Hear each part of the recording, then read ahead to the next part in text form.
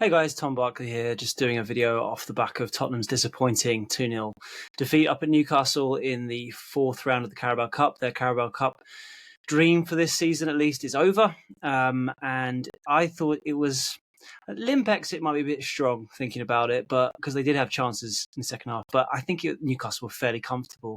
Most of Spurs' chances came when they were having to chase the game, so you expect them to try and create some more chances at that point, particularly after Voltemada's pretty easy second goal early on in the second half. And I don't feel like Newcastle were really put under substantial pressure, which will come as a big disappointment for Thomas Frank, given that's his unbeaten away record, unless you count the PSG game as a defeat, over now, having been exceptional, particularly in the Premier League away from home. Everton most recently and notably, but up at St James's Park against a strong Newcastle side, albeit still a changed one, with Elanga and Barnes coming in for Gordon and Murphy, who seem to be the first choice at the moment, and no Bruno Guimaraes for Newcastle.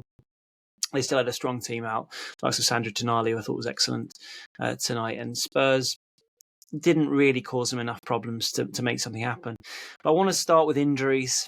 Unfortunately, going into the game, I wrote about this on Twitter earlier today, did a story on Archie Gray. I think Thomas Franks confirmed the scenario behind it. I did write in my story earlier today that he's got this calf problem, which I'm led to believe is hopefully going to be 4 weeks. But I suppose I've seen others report it for longer. Let's see what happens with how long it keeps him out for, young Archie. But in the story I did, I was told he picked it up in the Monaco game, which I think Frank has talked about after the game that was in Monaco.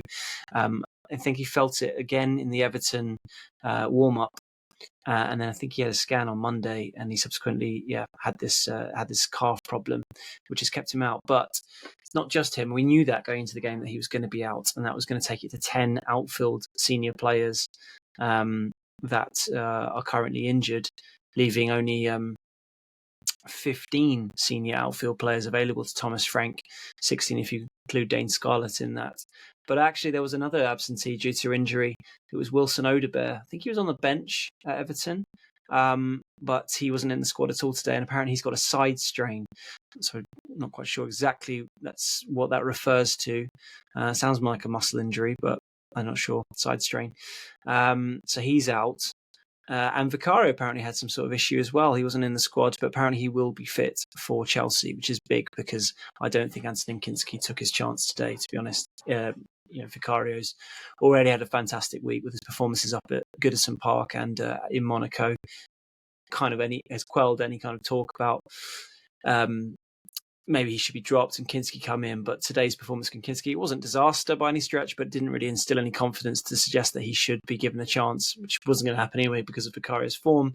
But Vicario is looking very strong right now. But I didn't realise that he actually had an injury, but he should be fit for Chelsea, which is good. But the injuries are mounting up for Spurs at the moment. It is interesting. I feel like, obviously Ange got battered for it last season, all the different injuries they had. But now Frank, despite his best efforts to keep the players fit and avoid these muscle injuries that kept happening last season. I mean, look, the fixture list is just relentless. I think it just happens, and it seems to be happening now. I think there's a mixture with some hangover from last season with the likes of Radi Dragozin, who does sound like he's close to coming back, James Maddison as well, but there have been other injuries that have been picked up in the Frank era, which aren't really related to last season. Solanke picking up his injury in pre-season, that just goes on and on. Archie Gray was pretty much fit all season, wasn't he, last year? And now he's picked up his injury, and there are more. So a bit of a headache for Thomas Frank going into a really congested, or in the middle, let's be honest, of a congested period, albeit now with no further Carabao Cup games, much to the disappointment of Spurs fans, I'm sure. It's funny, apparently there's been a bit of chat about from among Spurs fans, which would they prefer to win tonight or Chelsea at the weekend. Quite a lot of fans picking Chelsea, and I see that because of the rivalry there and the position they are in the league, Tottenham, and it being a big game. But this was an opportunity for silverware. to follow up from the Europa League win last year, but that's now over. And like I say, it was pretty comfortable from Newcastle's perspective. There's a bit of controversy about the win to a certain extent, or at least the opening goal. And I don't know quite sure how I feel about it. I do see I have sympathy with Tottenham. I have sympathy with Jed Spence. So to sort of paint the picture, Spence has caught his boot. It's basically his boot's coming off. He's had to take it off and sort his laces out ahead of this corner that Newcastle have got. And when he's finished sort of getting his boot together, he starts coming back into position, but not quickly enough before Chris Kavanagh, the referee, 23 minutes into the game, allows the corner to be taken, comes in, and Fabian Schär heads it home. Apparently, according to Thomas Frank, Spence would have marked Schär, so you can see the frustration there. And there was no real reason to sort of hurry it along from Kavanagh's perspective. So I definitely have sympathy for Tottenham in that perspective. But on the other hand, I feel like they were slightly naive. I mean, yes, it might be a bit harsh, but why couldn't have Spence, or more to the point, another player just stood over the corner taker whilst Spence was sorting his boot out, or anything to sort of slow things down and make sure that Spence could get back in position without having to rely on the referee. That would be my argument in this case. So harsh, but maybe a bit of naivety from Spurs' perspective. And they really were undone by it from a corner, from a set piece, which barely has happened at all in the Thomas Frank era. They've got the best defensive record from set pieces in the Premier League. This obviously that record will still stand because this was in the Carabao Cup, but it was quite surprised to see them undone so easily from a set piece. But I suppose the fact that Spence was supposed to be marking Schär does sort of explain that to a certain extent. And that was the opening goal.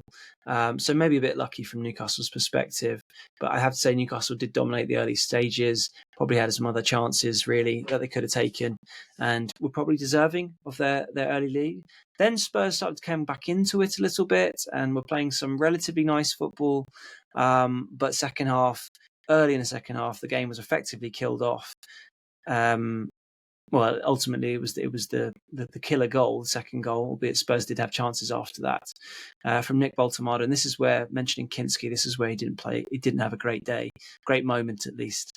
I didn't have a great day either with his distribution at times, but a ball comes in. I think it's Joe Willock or Jacob Ramsey, I'm not quite sure, who delivers the ball in, and Kevin Danzo thinks Kinsky's going to deal with it, come out, punch, clear it. He doesn't. His punch is very, very weak, and Nick Voltemada, who's 6'7", needs no extra help in situations like that. Just has the easiest chance to head in and make it 2-0, and that effectively, it didn't feel like game over, but that's what the scoreline was ultimately by the end of the match. From Spurs' perspective, they did create chances today, so it wasn't like they were exciting to watch or particularly free-flowing, but there were certain moments that they had which did sort of serve as a bit of encouragement. They mainly fell to Richarlison, who just couldn't really take them.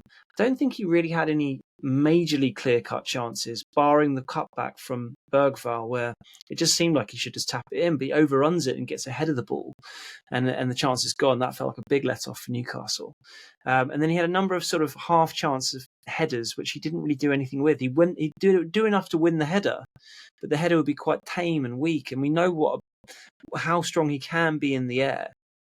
From games like Marseille, from Conte's first season, and other matches that he can do it, and that's the entire frustration with Richarlison. Is you've seen evidence of him able to do many things that a top centre forward should be able to do. He's the ability to hold the ball up, to score wonderful goals, to head the ball in midair, to do lots of different things. But unfortunately, he just doesn't do it anywhere nearly consistently enough. And we've seen a big sample size now to sort of make that claim, I think. But I mean, at least he was getting the chances, and that's what Thomas Frank was hanging his hat on after the game, saying, well, at least he's getting these chances. And I guess there is that. But I think over this period of time, I don't think many Spurs fans have got a lot of confidence that Richarlison's the main man up front going forward. And Dominic Solanke, once again, was much missed for this game. Let's talk about a couple of other players' performances today. Brennan Johnson. I just don't quite know at the moment where Brennan Johnson fits into the Thomas Frank system, the Thomas Frank era, to be honest. I mean, Frank is a very shrewd operator, very tactically aware, and creative manager in terms of where he plays players. So maybe he will finally find somewhere for Brennan Johnson. Bear in mind, he tried to sign him when he was at Brentford, but right now he's tried him on the left, didn't seem to really work. At Everton, he played him on the right, shifted Kudus infield. I don't know if that really was the key to that win either. Kudus on the right is so good, but I don't think he'll be planning to sort of move him out of that position anytime soon unless he wants to rest him. And obviously, there's a lot of games this season. He hasn't tried him up front, like some fans have sort of suggesting. But yeah, today he just feel like where he was pretty anonymous, and when he was on the ball, he didn't really do anything of any note. There was one particular mishit cross early on, which sort of summed up his game. And he sort of just, it's a bit of a conundrum really for last season's top scorer. There, obviously the match winner in Bilbao. Johnson ole rather. And I just not quite sure where he fits in. I do feel like Postecoglou's system was so brilliantly suited for Johnson's strengths, being that finisher at the far post, having the pace to get into those positions and be a reliable finisher at that for often what seem like easy finishes, but a lot of players don't get in those positions. Don't really see him having that effect so far in Thomas Frank's team. Now it's on Thomas Frank either to try and find a way to make that happen, or else you're thinking, I'm not quite sure how he's gonna suit this team. But he's still young, and Frank is very much a sort of developer of players. I'm sure he'll be trying to work his way into getting the most out of Johnson, but at the moment it's not happening. Let's talk about Xavi Simons. So he's someone that I've been pretty critical of. I was after the last game. I just don't really feel like I've seen much at all to justify him being the sort of saviour at number 10 so far. But funnily enough, I actually thought this was a more encouraging game for him.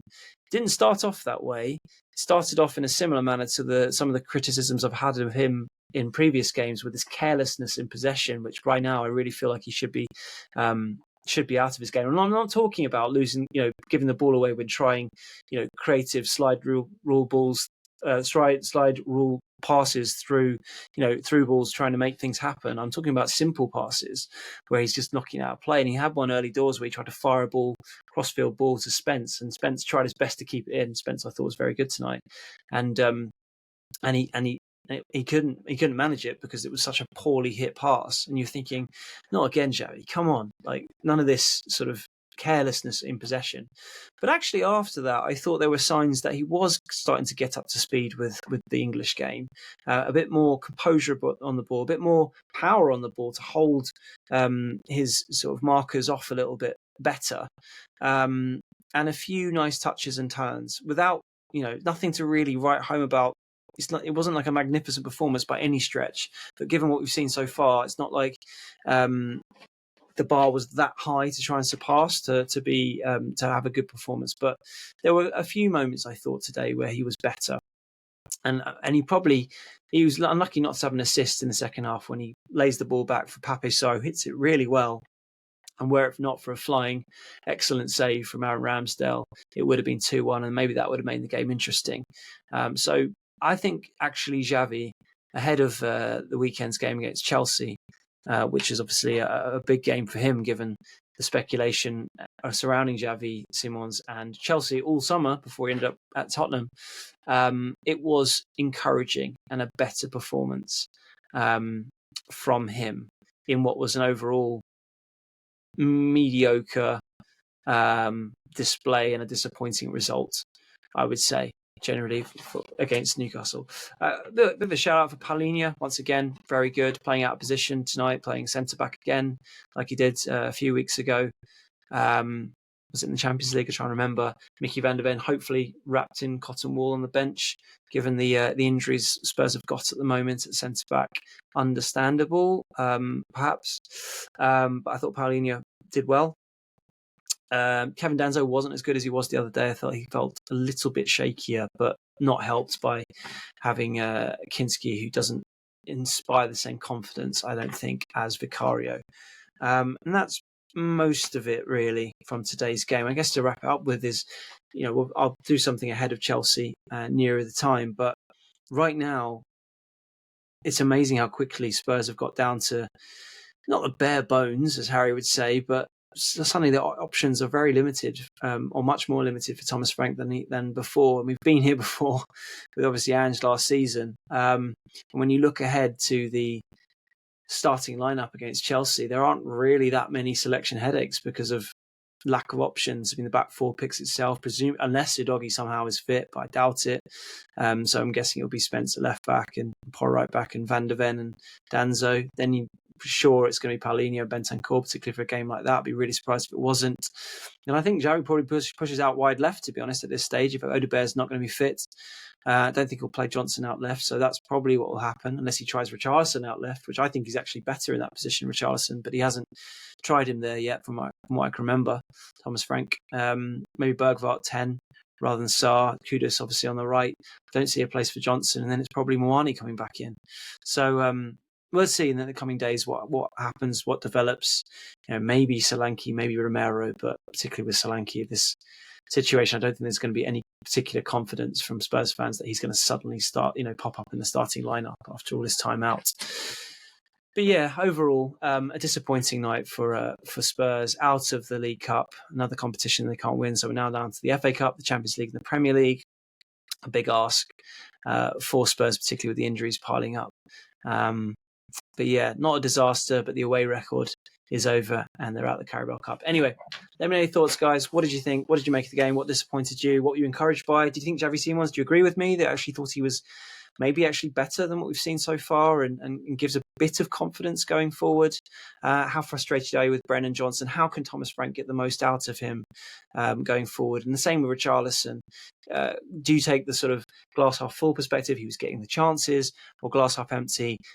He's been around for quite a long time now. He's been fit for a while, which is a real positive, but he's not taking the chances like one would hope.